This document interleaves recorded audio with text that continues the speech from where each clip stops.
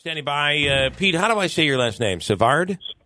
Savard, yes. Okay, I'm glad we got that part out of the way.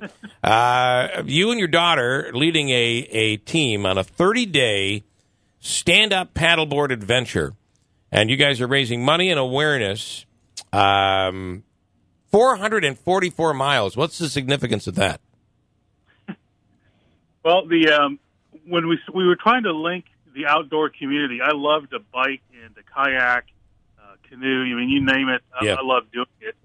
And as we started doing these projects overseas, we saw that the things that we do for fun, for enjoyment, for exercise, can be used really for critical nodes of transportation. And the water equipment that we use can be put in 2 canoes or behind 2 bikes. Or we decided to put them on some stand-up paddle boards just to show how mobile and powerful the equipment is. And so we were looking for a river to do it. And in Ohio, where we're from, some of the rivers are a little smaller. And Yeah.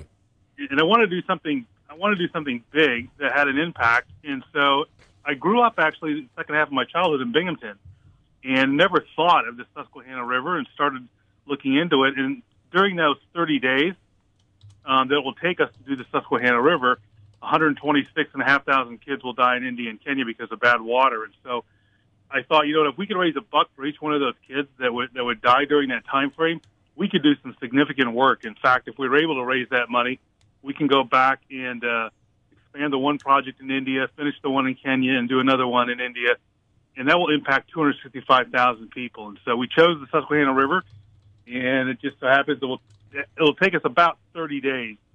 That's sort of our worst case scenario. Yeah. So that's how we got to the Susquehanna.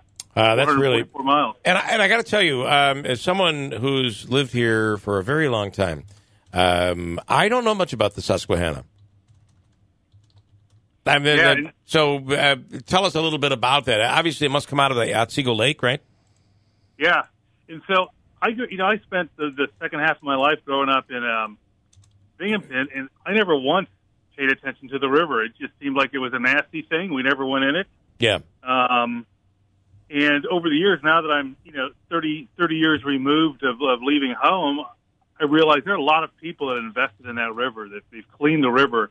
From going overseas, I understand the value of clean water and of safe water and of access to it. And so it's been interesting for me to start to learn more about the river that I grew up on and didn't know a thing about. And in fact, one of the things we're excited about is we're going to be able to do some projects with nonprofits along the way in the river. I think our first one is with the 444 Club in Binghamton. Once we get down, I think, to around Sunbury, we're going to do some projects with the Susquehanna Greenway Partnership. And so that's actually, at least for us, a chance to even learn more about our own rivers right here in our own backyard. So what equipment are you putting on these on boats, on canoes, on what equipment are you referring to? So if we were coming to Cooperstown and Cooperstown didn't have any water, our project would have 2 tanks there and say an access, so a well to fill one of those tanks with bad water. The problem is that it's still bad water, and so the equipment that we have that you asked about, it's a 3-step filtering process. Oh, okay. It's a UV process. All those components that we could come in real quickly, connect this into the 2 tanks, and basically do a manufacturing run. Make 4,000, 10,000 liters of water, put it into the safe tank, render it safe, and then move on to the next village. That's really, and you know what we've seen water problem, Flint, Michigan.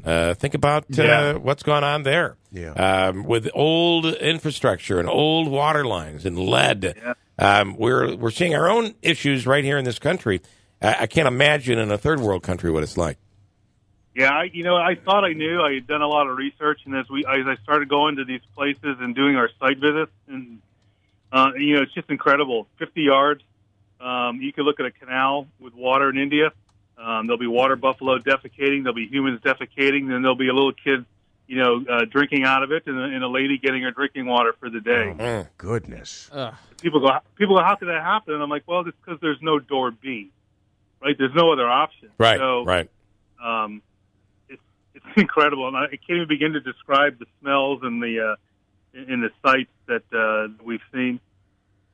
So how does, obviously you're raising awareness about this. Is there a fund people can donate to?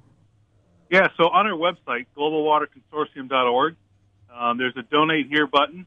And when you click on that, one of the buttons is the Sup for Water project. And you can just click on that and donate whatever you'd like. All right, it's globalwaterconsortium.org/donate. And I'm assuming we can follow your journey on the website as well.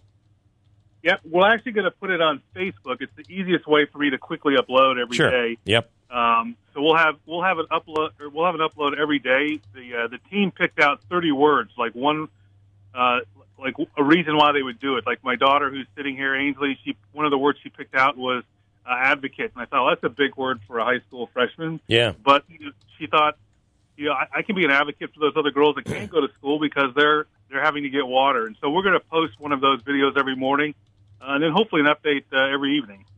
Very cool. By the way, this will be really cool to put on our college application. Yeah. It's certainly going to help. It certainly helps in this day and age. Yeah. So, all right, Pete. Well, listen, we'll follow your journey. I appreciate it. Again, people can go to your website, globalwaterconsortium.org/donate, or on Facebook, just search Global Water Consortium. And good luck, and thanks for what you guys are doing out there. All right? Thank you. Have a great day. You Thanks too. for having us. Thanks so much.